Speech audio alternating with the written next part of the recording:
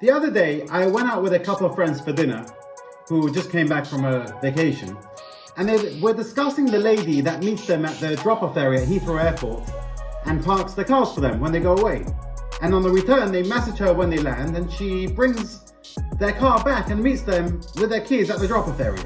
They were going on about how good she is and how practical her service is and how her prices are so much cheaper than the long stay car park and the larger valet parking companies.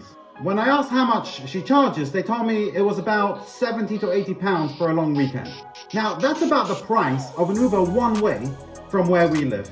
They then said something that is the reason of me making this video today, and that is that they discovered that she parks the cars on the street in a town near the airport, and that they don't mind that the cars were not parked in a secured and locked up garage like the larger companies do.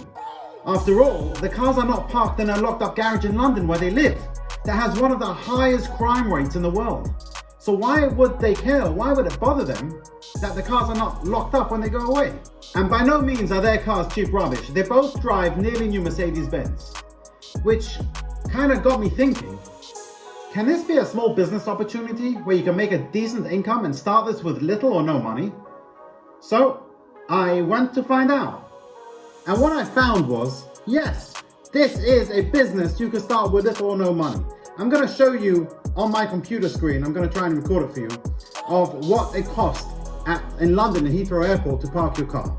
But before I do that, make sure to subscribe to this channel. I post videos weekly of businesses you can start with little or no money. Subscribe, hit the bell icon so that you get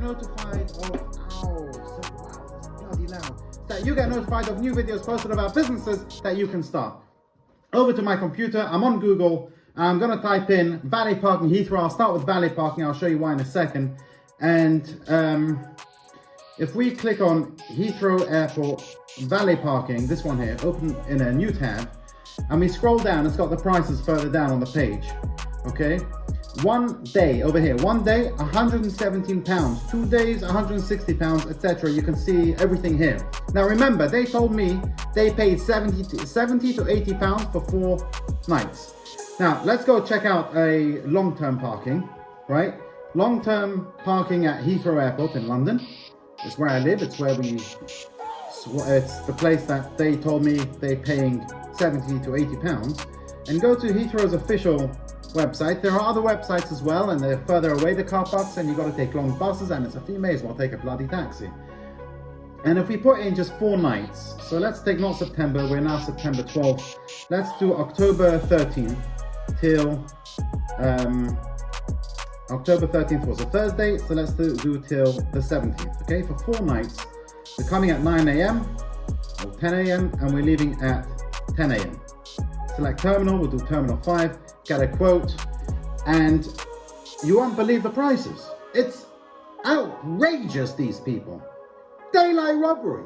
I remember I just flew from a shitty airport just outside London, Stansted it was. They wanted from me, just for a taxi one way, 120 pounds from where I live. I could have paid 70 to 80 pounds to keep my car in the airport with these guys in Heathrow.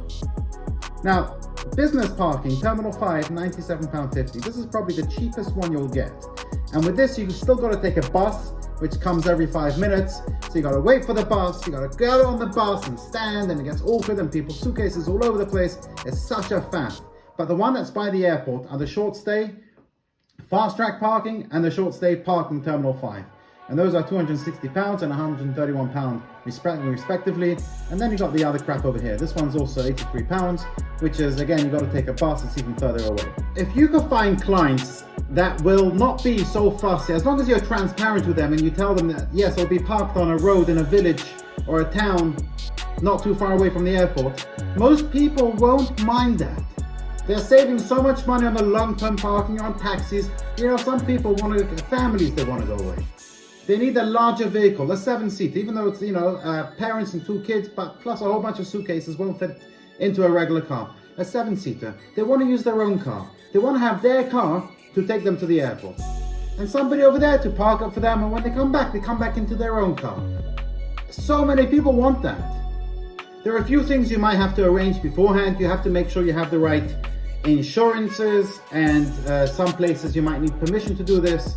to do a valet parking, or there'll be certain fees involved. I know that in London, Heathrow and Gatwick and Luton and all the other airports around London, you've got to pay a drop-off fee now, and there's all these new fees they've added on since COVID. What a load of bollocks, these fees. It's just to feed their pockets with more money.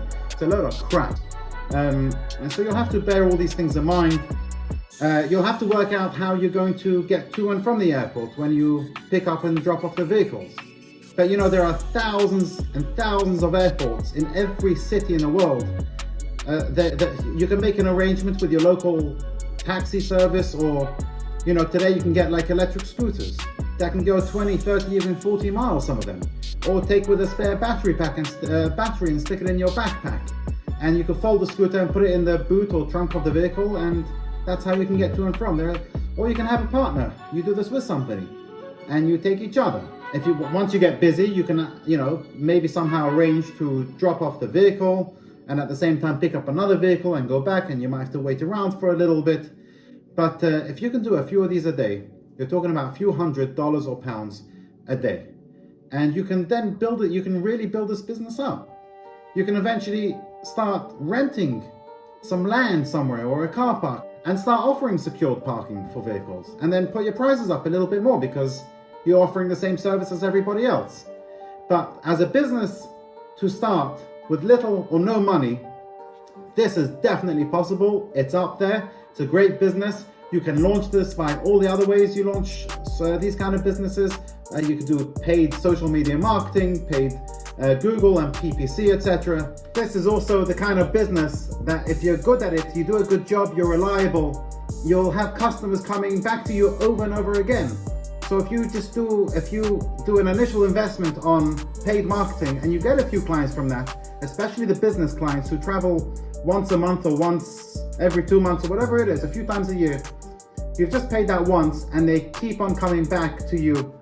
It's just a great business. It's a fantastic business. I like it a lot, and we're going to look into this further. Now I hope you've enjoyed this video. This is actually a video I didn't script out beforehand. It's the first time I've actually spoken to a camera without any script in front of me.